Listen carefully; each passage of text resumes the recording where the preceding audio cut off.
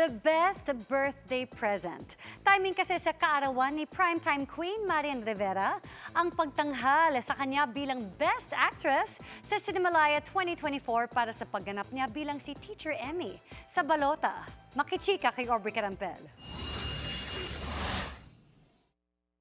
For her spirited portrayal of public school teacher, teaching life and dreams to protect the sanctity of the mother. Marian Rivera. Isa si Kapuso primetime queen Marian Rivera sa itinanghal na Best Actress sa Cinemalaya Independent Film Festival 2024 para sa kanyang pagganap bilang si Teacher Emmy sa pelikulang Balota na official entry ng GMA Pictures at GMA Entertainment Group. Katay ni Marian for Best Actress si Gabby Padilla para sa pelikulang Conobacio. Si Marian, emosyonal na tinanggap ang kanyang Balanghay Trophy.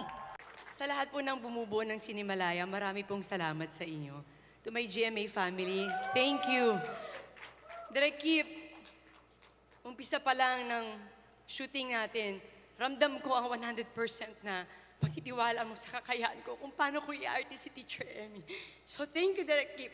Ang award natanggap ni Marian sa bisperas pa ng kanyang 40th birthday. Salamat po sa napakagandang regalo. Taus-puso po ako nagpapasalamat. Bukod sa award, thankful din si Marian sa naramdamang suporta para sa pelikulang sold out ang lahat ng screenings. Mahalaga sa akin yan, sinasabi ko nga, yung experience ko sa paggawa ng Balota. At siguro sobrang special pa nito dahil nandito yung asawa ko, katabi ko, habang binanggit yung pangalan ko. Yung fulfillment talaga bilang isang artist, naramdaman ko talaga sa tuwing umuwi siya after every shooting day. Kasi dahil sa pelikulang yan, she was able to express, di ba, kumbaga yung mga feelings, emotions, pero higit sa lahat na pakita niya yung talent niya. Kinilala rin sa awards night ang iba pang pelikula, gaya ng Tumandok na Hakot Awards at hinirang na Best Full-Length Film. Aubrey Carampel, updated sa showbiz happenings. Sumabak sa isang intense workshop ang lead cast ng upcoming GMA series ng mga batang riles. Under the guidance ng dekalibreng direktor, more than ready na ang mga bida na magpasiklaban sa pag-arte. Makichika kay Lars Santiago. Bago sumabak sa taping ng bagong GMA Prime series ng mga batang riles, sumailalim muna sa masusing acting workshop ng dekalibreng direktor na si Loris Guillen ang mga bida. Present sa workshop, sina Miguel Tan Felix, Cocoy De Santos, Bruce Roland, Rahil Biria at Antonio Binzon. Nakasama rin nila sa workshop ang aktres na si Desiree Del Valle. Magandang opportunity po sa amin tong cast and na maturuan ng isang Direk Loris Guillen. Actually, matagal na po itong ni-schedule, matagal ko na rin nilook forward and finally natuloy na. Ako personally, bukod dun sa excitement sa pag-start ng mga batang riles, ako yung take away ko dito, mas iba yung naging tingin ko sa craft na ginagawa ko. Bagamat marami na silang dinaanang workshop, iba pa rin daw ang tinatawag nilang Direk Loris experience. Gaya ng sabi ni Direk Loris na wala pong failures dito. You only fail if you do not try, and I think we all tried naman. We didn't learn only sa acting, nakilala namin yung isa't isa lalo dito. So yung bond talaga namin. Yung hindi namin nasusubukan namin. Kaya sobrang galing ni Direk magturo.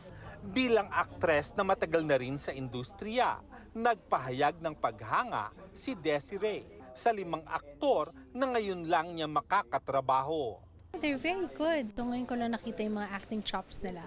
And they listen very well to directions given. And nabibigay nila yung hinihingi sa kanila. And they're very hungry. Hindi lang acting sa dramatic scenes ang nilulook forward ni na Miguel, Cocoy, Bruce, Rahil at Antonio, kundi ang action scenes na ipagagawa sa kanila. Binabasa namin, nagulat ako. Ano yung gulat? What? Napatanong ako kay Direk kung paano namin gagawin kasi parang imposible pero na-discuss namin kanina. Grabe. Lars Santiago, updated sa showbiz happening. Mabilis na chikan tayo para updated sa showbiz happenings. May official fandom name na ang fans ni Asia's limitless star, Julian San Jose. Meet the Diamantes. Si Julie mismo ang namili niyan dahil just like diamonds, very precious and valuable sila sa singer. Fire orange naman ang kanilang official fandom color para sa nagliliyab at nag-aalab na pagmamahal ni Julie. Baby Gio is here! Sa isang IG post, nagbahagi ng ilang pics si Kapuso Mommy Sheena Halili ng kanyang healthy newborn. Congratulations, Sheena! It's a beautiful day to be a My Day dahil February next year na nakaset ang concert ng K-pop band na Day 6 sa Pilipinas. Para yan sa kanilang Forever Young World Tour.